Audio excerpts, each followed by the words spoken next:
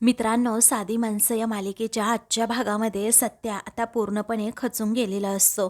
तो त्याच्या गाडीजवळ येऊन गाडीवरून हात फिरवत म्हणत असतो की डार्लिंग, हे बघ, तू तर माझ्या अगदी जवळची आहे. तूच सांग ना, मी चुकलो आहे की नाही. त्यावेळी आता मीरा हे सगळं बोलणं ऐकत असते. मीराला सत्याबद्दल खूप वाईट वाटत असतं. सत्याने जे काही केलं ते योग्यच असतं, परंतु आता फक्त आणि फक्त त्याला इथे चुकीचं ठरवलं गेलं आहे हे चांगल्यापैकी तिला कळालेलं असतं आणि म्हणूनच ती सत्याला काहीच बोललेली नसते. मग आता सत्या म्हणतो की मला एक सांग डार्लिंग, तू माझ्या खूप जवळची आहे. मी ना या आयुष्यामध्ये खरंच काही करू शकत नाही आहे, कारण मीच सर्वांना असं वाटतंय की चुकीचं आहे. धूमकेतूसाठीसुद्धा म्हणजे माझ्या बायकोसाठीसुद्धा मी आत्तापर्यंत काही केलेलं नाही आहे. ना वाटतं की मी चुकीचं आहे, परंतु असं नाही आहे. जर माझ्या बापाचा प्रश्न असेल ना, तर मी कधीही असा मागे राहत नाही.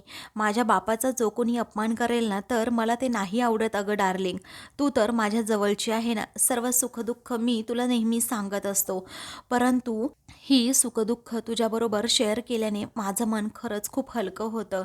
असं म्हणून सत्या खूप रडत असतो आणि म्हणतो, आता मी फक्त एकाच व्यक्तीचं मत गृहीत धरणार, ते म्हणजे माझ्या बापाचं. माझा बाप जर म्हणाला ना की सत्या तू चुकला आहेस, तर मी चुकलो आहे आणि मग मी सर्वांची माफी मागेन. तसं मी अजिबात कुणाची माफी मागणार नाही, असं आता सत्याच्या मनात येत असतं. कारण त्याला फक्त सुधाकर रावांवर विश्वास असतो आणि मी म्हणजे फक्त भडकू डोक्याचा आहे का? मीरा ही कशी सर्वांना समजून घेते, अजिबात काही उलट प्रश्न करत नाही, असं त्याला वाटत असतं. कारण मीराने सर्व सिच्युएशन अगदी हँडल केलेली असते. घरातील सर्वांना ती समजून घेत असते, सांभाळून घेत असते. त्याचबरोबर माझी ही गाडी नीट करण्यामध्ये सुद्धा तिचाच मोलाचा वाटा आहे आणि म्हणूनच तो एक पाऊल मागे घेतो आणि लगेच सुधाकर रावांना विचारण्यासाठी तो घरात जातो. त्यावेळी आता मीरासुद्धा पटकन मागे येते. तेव्हा आता सत्या सुधाकर रावांजवळ येतात. तेथे त्यांच्याकडे खूप वेळ पाहतच राहतो. मग त्यांची ही नजर आता सत्यावर पडते. ते आता पटकन उठतात. मग आता सत्या त्यांच्याजवळ जात त्यांना घट्ट मिठी मारतो आणि खूप रडत असतो. तेव्हा काय रे राजा, काय झालं सत्यजित, असं म्हणून आता सुधाकर राव त्याला विचारू लागतात. मग आता तो म्हणतो, सगळेजण फक्त मलाच बोलतायत रे बाप, पण तू सांग ना बाप, आता माझं काही चुकलंय का? तो ढवळीकर होता ना, नाही तसं तुला बोलत होता, नको ते तुझ्यावर आरोप करत होता, पण तू चुकीचा नाही आहे हे त्याला कळायलाच हवं. आणि त्या साहेबांना सुद्धा हा ढवळीकर ना सगळं काही मुद्दाम करतोय बाप. अरे बाप, लोकांना कसं माहीत की तू नक्की कसा होतास? त्या ढवळीकरला सुद्धा काय माहीत की तू कसा आहे आणि कसा नाही? आता ते तुझ्या कामाचं सर्टिफिकेट देणार का? असं म्हणून सत्या चिडतो. अरे 40 वर्ष बाप तू तिथे सर्व्हिस केली आणि तू तिथे कसं वागला आहेस हे सर्व कामगारांना माहीतच असेल ना. मग ते काय करणार? फक्त असे ठपका देणार तुझ्या नावावर काहीतरी आणि बाजूला होणार का? असं होऊ शकत नाही बाप. अरे तू माणूस म्हणून कसा आहे, कोण आहे, हे त्या मारलेल्या ठपक्यांवरून नाही ठरत ना. हे बघ, तुझ्याबद्दल कुणीही काहीही बोललं ना, तरीही मी ते सहन नाही करू शकत, कारण तू माझा बाप आहेस. आता तूच मला सांग बाप, यात माझं नक्की काय चुकलंय? तेव्हा आता सुधाकर राव म्हणतात, सत्यजित बाळा, तू शांत हो. हे बघ बाळा, तुझं खरंच काही चुकलं नाहीये. अरे तू बोलला ना ते बरोबर होतं, फक्त वेळ चुकीची होती. आणि कसं असतं ना, एकदा का खरी परिस्थिती आणि आपली वेळ याचं गणित चुकलं की सगळा काही घोळ होऊन बसतो. तेव्हा आता सुधाकर राव त्याला शांतपणे बसायला सांगतात आणि हाताचा असा पंजा दाखवतात. म्हणतात की तुला माझ्या या हातची फक्त एकच बाजू दिसते, पण दुसरी बाजू नाही दिसत, बरोबर ना? अरे मी या बाजूला आहे आणि मला इकडची बाजू दिसते आणि तू माझ्यासमोर बसलाय, तू समोरच्या बाजूला आहे, म्हणून तुला माझ्या हातची समोरची बाजू दिसतीये. अरे जगाचं असंच असतं, एखादा माणूस एखाद्या गोष्टीकडे एकाच दृष्टिकोनातून पाहतो आणि त्याला अगदी ते सगळं बरोबर वाटतं, पण दुसरा माणूस दुसरीकडनं बघत असेल तर त्याला तेच बरोबर वाटणार ना. आणि चकाकती बाजू खरी मानायची हीच तर दुनिया आहे ना. त्याचवेळी सत्य आता विचारतो, कसली दुनियादारी आणि कसलं काय?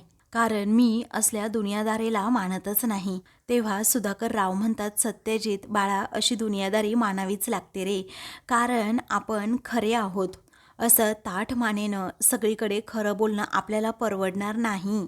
कारण आपल्या पाठीमागे कुटुंब असतं, जबाबदाऱ्या असतात आणि आपल्या या जबाबदाऱ्यांमुळे कुटुंबामुळे आपल्याला काही गोष्टी अशा सहन कराव्याच लागतात आणि त्या नुसत्या सहन कराव्या लागत नाहीत तर काही वेळेला अपमानसुद्धा असे गिळावे लागतात. आता सत्या म्हणतो, बाप समोरचा चुकत असताना आपण का झुकायचं? त्याच वेळी आता सुधाकर राव म्हणतात, हे बघ सत्यजित, तू चुकतो आहेस जरा. अरे बाळा, आपल्याला समोरचा झुकवत नसतो, आपल्याला झुकवतो कोण माहितीये का? आपल्यासमोर असणारी खूप मोठी जबाबदारी. आणि तुला काय वाटतं, नोकरीत असताना अपमान सहन करावे लागत नाहीत का? अरे असं नसतं बाळा, हा काय आपला बिझनेस नाही आहे, आपण कुणाचं ऐकून घेईल? अरे नोकरी करत असताना असे खूप अपमान हे पचवावे लागतातच. मी सुद्धा असे खूप अपमान पचवले आहेत, कारण आपलं घर आणि संसार चालत राहणं खूप गरजेचं असतं.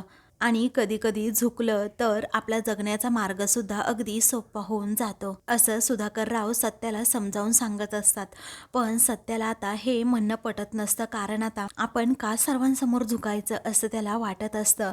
मग पुढे आता सत्या म्हणतो, बाकी काही असेल ना तर मी नक्कीच झुकेल बाप, परंतु विषय जर माझ्या बापाचा असेल ना तर मी आयुष्यात कधीही झुकणार नाही. आणि जेव्हा कधी बापाचा विषय येतो ना तेव्हा फक्त आणि फक्त समोरच्याने झुकायचं असतं.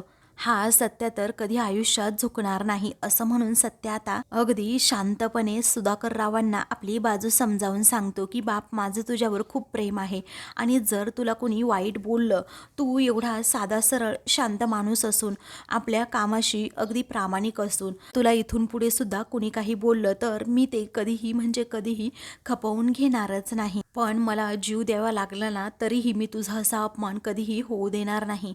मग आता सुधाकर राव हे सत्याकडे पाहतच राहतात आणि म्हणतात, सत्यजित असा का बोलतोस बाळा तू? एवढं टोकाचं नाही बोलावं. ते पुढे आता त्याला म्हणतात, बाळा अरे जीव द्यायचा नाही तर जीव लावायचा असतो आणि बाहेरचे काय बोलतायत ना त्याने मला अजिबात फरक पडत नाही. आता तो साहेब मला एवढं बोलला तर माझ्या अंगाला काय भोकं पडली का? पण जेव्हा घरचे बोलतात, स्वतःची लेकरं बोलतात, तेव्हा मात्र खूप त्रास होतो बाळा. माझ्या सत्यजितला जर कुणी काही बोललं ना तर मला प्रचंड त्रास होतो बाळा. मग ती माझी बायको निरूपा का असेना, माझ्या घरच्यांना मी कसा आहे ते माहीत आहे ना, मग बस झालं. मला दुसरं कुणाचं घेणं देणं नाही. माझ्यासाठी महत्त्वाचं आहे. मला माहीत आहे की नेहमी आपल्या संसारासाठी पैसा लागतो आणि तो महत्त्वाचाच आहे. अरे पैसा काय येतो आणि जातो, परंतु शेवटपर्यंत आपलीच माणसं आपल्या कामी येतात. आणि माझं खरं धन सत्या फक्त तूच आहे. माझ्या कायम सोबत असणं हीच माझी कमाई असेल, असं म्हणून ते प्रेमाने लाडाने आपल्या सत्याला जवळ घेतात. मग पुढे आता सुधाकर रावांच्या डोळ्यात पाणी येतं आणि ते आता म्हणू लागतात, मी कमावलेला सर्वात अनमोल हिरा तूच आहे बाळा आणि तो माझ्यापासून कुणीही म्हणजे कुणीही असा हिरावून घेऊ शकतच नाही. ते माझी कमाई आहेस, ती मला आयुष्यात कधीही गमवायची नाही, असं आता सत्याला घरातील सगळ्यात उच्च स्थान देत आता सुधाकर राव म्हणतात. पुढे समजावून सांगतात की बाळा हे बघ, कधीही अजिबात आयुष्यात खचून जायचं नाही, पुन्हा नव्याने उभं राहायचं आणि कधीही चिडायचं नाही, शांत डोक्याने नेहमी विचार करायचा. हे बघ, कुणी काहीही बोलू दे, आपल्याला काही फरक पडायला नको, असं म्हणून आता सुधाकर राव त्याला अगदी शांतपणे सगळ्या गोष्टी हँडल करायला सांगतात. मग आता सत्या अगदी भाऊक होऊन म्हणतो, बाप हे बघ ना, तू जे बोलतो ना ते सगळं मला पटतंय, पण मी तुझ्या बाबतीमध्ये कोणतीही हयगय करू शकतच नाही. अरे दुसऱ्यांसाठी नाही, परंतु बाप म्हणजे माझी जान आहेस तू, असं म्हणून सत्य आता सुधाकर रावांवरचं प्रेम अगदी वेळोवेळी व्यक्त करून दाखवत असतो. त्यानंतर तो आता म्हणतो, माझा बाप साधा आहे, अगदी शांत आहे, म्हणून कुणीही येऊन त्याला अशी टपली मारू शकत नाही. आता फक्त बघ तू बाप, तो ढवळेकर जर माझ्या समोर आला आणि तुझ्याबद्दल काहीही चुकीचं वेडंवाकडं बोलला तर मी काय करतो त्याचं? इथून पुढे कुणी काहीही करू दे, मला काही घेणं देणं नाही, परंतु सत्याच्या बापाला कुणीही काही बोलायचं नाही, असं रागातच तो आता म्हणतो. तर आता मीराने दाराच्या आडून सुद्धा हे सगळं बोलणं ऐकलेलं असतं आणि तिला आता खूपच टेन्शन येतं. ती आता सुधाकर रावांकडे पाहू लागते. मग आता सत्या जेव्हा तेथून जातो ना तेव्हा सुधाकर राव सुद्धा त्याच्याकडे पाहत खातात. आता या दोघांनाही समजलेलं असतं की सत्या हा त्याच्या बापावर किती प्रेम करतोय ते. त्यामुळे आता ते दोघेही एकदम शांत होऊन जातात. आता सत्याचा त्यांना अजिबात राग येत नाही, कारण बापाविषयीचं प्रेम त्याच्या बोलण्यातून, त्याच्या वागण्यातून, त्याच्या कृतीतून सगळं दिसत असतं. त्यामुळे मीरा आता एकदम शांतपणे त्याला समजावून सांगण्याचा विचार करत असते. आता सत्या हा जेव्हा तिथून जातो ना, तेव्हा आता मीरा लगेच सुधाकर रावांसमोर येते. तेव्हा सुधाकर राव मीराला म्हणतात की मीरा, हे बघ, मी माझ्या परीने सत्याला समजवलं आहे, परंतु मला नाही वाटत तो ढवळेकर समोर आल्यानंतर जर गप्प बसला तर ठीक आहे, परंतु मला जर काही बोलला, माझा काही अपमान केला, तर सत्या हा खूप चवताळेल आणि पुन्हा काही बीही वेडवाकडं करून बसेल. त्यामुळे आता तुलाच त्याला सांभाळायचं आहे, बाकी त्याला कुणीही सांभाळू शकत नाही, कारण त्याच्या बापाला बोलल्यानंतर त्याचं रक्त सळसळतं अक्षरशः. असं म्हणून आता सुधाकरराव हे मीराला सांगतात, माझ्या सत्याला तू सांभाळशील ना? तेव्हा हो, मी नक्कीच त्यांना सांभाळेल, त्यांच्या रागावर कंट्रोल ठेवण्याचा नेहमी प्रयत्न करेन, असं मीरा आता प्रॉमिस करते. त्यानंतर आता सुधाकर राव म्हणतात, तुला एक सांगू का? अगं, 40 वर्ष रेल्वेमध्ये मी मोटरमन म्हणून काम केलं खरं. मला माहिती आहे त्याच्यापुढे हुद्द्यावर मी कधी गेलो नाही, एकच काम केलं. परंतु या 40 वर्षामध्ये अनेक लोकांनी बंगले बांधले, त्याचबरोबर काय काय करून ठेवल्या सोयीसुविधा. मला ना रिटायरमेंटचे पैसे मिळाले हाती आणि ना पेन्शनचे. पण तुला सांगू का, मी आयुष्यात एक हिरा कमावलाय आणि तो हिरा अनमोल आहे. तो म्हणजे माझा सत्या. सत्यासारखा शुद्ध मनाचा माणूस, स्वच्छ मनाचा माणूस कुठेही सापडणार नाही. शोधून सुद्धा अशी माणसं सापडत नाहीत. असं म्हणून आता तो आपलं सत्याविषयीचं प्रेम व्यक्त करत असतो आणि म्हणतो, मीरा, हे बघ, इथून पुढे तुला त्याला जपायचं आहे, त्याच्या रागावर सुद्धा तुलाच कंट्रोल ठेवायचा आहे. इथून पुढे माझ्या सत्याला तू जपशील ना? असं आता सुधाकर राव पुन्हा पुन्हा विचारतात. ती म्हणते, हो, तुम्ही अजिबात टेन्शन घेऊ नका, त्यांचा राग कसा कमी करायचा हे मला चांगल्या प्रकारे माहीत आहे. असं म्हणून मीरा सुधाकर रावांचं सुद्धा मन जिंकून घेते. मीरा म्हणते, बाबा, मी त्यांना समजावते, असं म्हणून ती आता लगेच रूमकडे जायला निघते. तर दुसरीकडे पंकज आता वैतागलेला असतो. रूममध्ये जाऊन तो उगीच आता देविकाभोवती कटकट करतो आणि म्हणतो की मला ना आता कळतच नाही आहे काय करावं. या सत्याने तर वैताग दिलाय आणि स्ट्रेस तर एवढा येतो ना घरात आल्यानंतर, तुला काय सांगू. असं वाटतंय की कुठेतरी फिरायला जावं. हे घरातील टॉक्सिक वातावरण मला अजिबात आवडत नाही. असं म्हणून तो आता देविकाकडे पाहतो. तेव्हा देविका म्हणते, माझी पण काही मनस्थिती वेगळी नाही आहे, मला सुद्धा सेम असंच वाटतंय. मलाही असं झालंय, कधी एकदा मी इथून बाहेर पडतीये, जे या मीरा आणि सत्यामुळे मला इथे राहावंसंच वाटत नाही. असं म्हणून ती पंकजला आता विचारते की पुढे काय करायचं. मग आता पंकज म्हणतो, मला तर असं वाटतंय की कुठेतरी असं दूर जावं, लॉंग ड्राईव्हवर किंवा लॉंग ट्रिपवर, जेणेकरून म्हणजे काय होईल, जरा मूडसुद्धा फ्रेश होईल आणि घरातील हे वातावरण आहे ना, त्याचा परिणामसुद्धा माझ्यावर होणार नाही. त्यावेळी ती म्हणते की कुठे जायचं मग फिरायला? मग आता तो म्हणतो की जाऊयात कुठेतरी असं लांब. मग आता ती म्हणते, खरंच तुला असं वाटतंय ना मनापासून? मग आता तो म्हणतो, हो अगं बेबी, मला मनापासून वाटतंय फिरायला जावं म्हणून. त्याचवेळी आता ती म्हणते, ऐक ना, मग आपण सिंगापूर, हाँगकाँग की मॉलदीव्जला जायचं. त्यावेळी आता तो म्हणतो, काय, एवढ्या लांब? मग आता ती म्हणते, हो. त्यावेळी आता पंकज खूपच एक्साईट होतो आणि अगदी आनंदाने विचारतो, म्हणजे तुझ्या त्या क्लायंटने तुला पॅकेजसुद्धा दिलं का? त्यावेळी ती म्हणते, हो, पॅकेजसुद्धा दिलं आहे. मग आता पंकज आनंदाने चक्क उड्याच मारू लागतो. तेव्हा ती विचारते, सांग ना कुठे जायचं पंकज?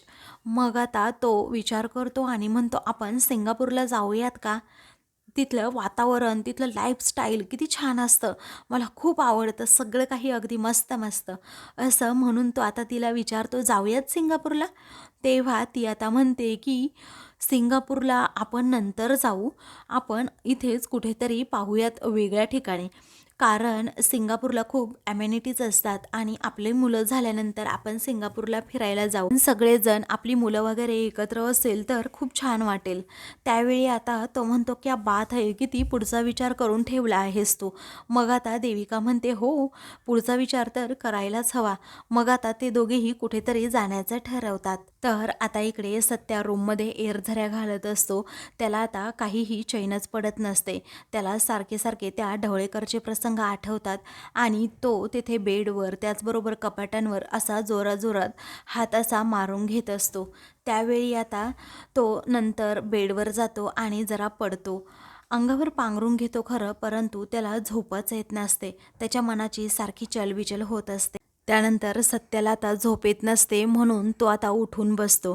त्याच वेळी आता मीरा तेथे येते. त्याच्या डोळ्यासमोर असा हात वर खाली करत तो नक्की जागा आहे ना, भानावर आहे ना, हे ती पाहत असते. तेव्हा आता सत्या तिच्याकडे पाहतच राहतो. मग आता ती विचारते, काय झालं काय? काय झालं काय तुम्हाला? पश्चाताप होतोय, अस्वस्थ होतंय का? पण आता झालं ते झालं, कारण आता त्याचं काही सुद्धा करू शकत नाही. मग आता सत्या मीराकडे पाहतच राहतो. मग पुढे आता मीरा म्हणते, तुम्ही तेव्हा जर डोकं शांत ठेवलं असतं ना, तर आता जो पश्चाताप होतोय ना, तो तुम्हाला झाला सुद्धा नसता. तेव्हा सत्या आता मीराकडे पाहत तिला विचारत असतो, म्हणजे तुला नक्की काय म्हणायचं आहे? चूक माझी होती का? तू ऐकलं ना?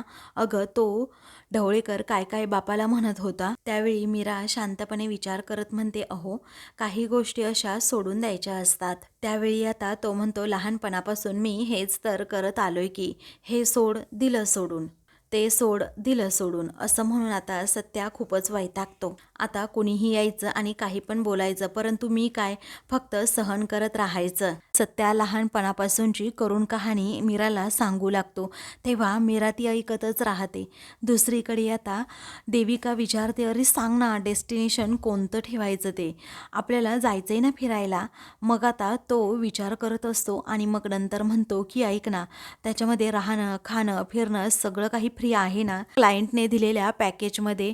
तेव्हा आता ती म्हणते, हो रे बाबा, सगळं काही अगदी फ्री आहे त्यामध्ये. पंकज म्हणतो, तिथे सगळं खूप महाग असतं ना म्हणून विचारतोय. ती म्हणते, काही टेन्शन घेऊ नको एवढं. मग आता तो ठीक आहे असं म्हणतो. काही वेळानंतर आता ती विचारते, पण तुला 8 दिवस सुट्टी मिळेल का? तेव्हा आता तो मनातच अगदी देविकावर हसतो आणि म्हणतो, वेडी कुठली, मला सुट्टीच सुट्टी आहे. हिला कसं गंडवायचं ना ते बरोबर कळतं. विचारते, काय रे सुट्टी नाहीये का पंकज तुला? मग आता कसं होणार? 8 दिवस तरी सुट्टी हवी ना मालदीवला जायचं म्हटल्यानंतर. तेव्हा तो म्हणतो, माझ्या लाडक्या बायकोने काहीतरी मागितलं आणि मी दिलं नाही, असं कधी होईल का? मी तुझ्यासाठी 8 दिवसांची सुट्टी नक्कीच काढेल. ती आता थँक्यू म्हणते. तेव्हा तो आता विचारतो, फक्त थँक्यू? असं नाही चालणार ना, असं म्हणून तो अगदी तिच्या जवळच जातो. तेव्हा ती आता खूप लाजत असते. दुसरीकडे सत्याच्या रागाचा पारा मात्र आता चढलेला असतो. तो आता मीराला सांगत असतो, लहानपणापासून खरंच मी फक्त ऐकत आणि ऐकतच आलोय. अरे मी ऐकून सुद्धा घेतलं असतं, पण तो माझ्या ना बापाला बोलत होता. कोणी पण आलं आणि माझ्या बापाला बोलला तर मी अजिबात सहन करणार नाही. त्याच वेळी मीरा म्हणते, तुम्ही हे पहा, आत्ता सुद्धा चिडलेच आहात. त्यावेळी सत्या म्हणतो, मी चिडलो नाही, तूच मला चिडायला लावतेस. कारण माझ्या बापाने माझ्यासाठी एवढं काही केले आजपर्यंत आणि त्याला असं बोलत असताना मी फक्त असं बघत उभं राहायचं, हे कधीही शक्य नाही. तेव्हा आता मीरा म्हणते की हो, त्यावेळी तेच बरोबर होतं, कारण त्या पंकजने तुमच्या वडिलांचे पैसे घालवले तर तुम्ही त्याला बोलता ना. मग आज तुमच्यामुळे तुमच्या वडिलांचे हक्काचे पैसे जाण्याच्या मार्गावर आहेत, त्याचं काय हो? तेव्हा आता सत्या म्हणतो, तू जा बरं इथून, कारण मला तुझ्याशी आता ना काही बोलायचंच नाहीये. मग आता मीरा मनातच विचार करू लागते की सत्याच्या रागाचं काहीतरी करायला हवं. हे औषध कडू आहे, परंतु त्यामध्ये साखर टाकून द्यावीच लागेल. तेव्हा आता सत्याच्या या रागाचा वापर कसा करून घ्यायचा हे मीरा आता मनातल्या मनात ठरवत असते. तर सत्या म्हणतो, आता मी तुला जे प्रश्न विचारले त्या प्रश्नांची उत्तरं दे ना. त्यावेळी मीरा मात्र आता काहीच न बोलता एकदम गप्प गप्प अशी उभी राहते. कारण आता मीराने मनातच ठरवलेलं असतं, काहीही झालं तरी सगळ्या गोष्टी एकदम शांततेत हँडल करायच्या आणि बाबांची पेन्शन मिळवून ही द्यायची म्हणजे द्यायचीच. मग सत्या आता तिच्याकडे पाहतच राहतो, तर ती मनात वेगळाच काहीतरी विचार करते आणि अशी गालातच हसते. त्यानंतर मीरा ही रूममधून बाहेर जाते तर सत्या तिच्याकडे पाहतच राहतो आणि आता मीराने सुद्धा त्याला दोष दिल्यामुळे त्याच्यावर पश्चातापाची वेळ येते. मग तो आता रडत राहतो. मित्रांनो, पुढील भागामध्ये मीरा ही सत्यावर रूममध्ये येऊन खूपच भडकते आणि म्हणते, राग राग नुसता राग. अहो, आज तुमच्या या रागामुळे ना त्या बाबांची पेन्शन अडकली असती, त्याचं काय? तेव्हा माझ्या बापाच्या वाकड्यात जाणाऱ्याला मी कुणालाच सोडणार नाही, असं सत्या आता रागातच तिला सांगतो. मग आता ती रागातच म्हणते, उलट आपण, असं म्हणून ती शांत होते आणि सत्याला विचारते, मी सांगेल ते तुम्ही कराल का? तेव्हा सत्या विचारतो, काय करायचं? मग आता ती काहीतरी त्याला प्लॅन सांगते. मग तो त्याप्रमाणे आता वागण्याचं ठरवतो. त्यावेळी आता मीराला खूप आनंद होतो. तर सत्या आता विचार करतो की बापाची पेन्शन आता मिळणार म्हणजे मिळणारच. अशाच मालिकेंचे पुढील भाग पाहण्यासाठी चॅनलला सबस्क्राईब करा.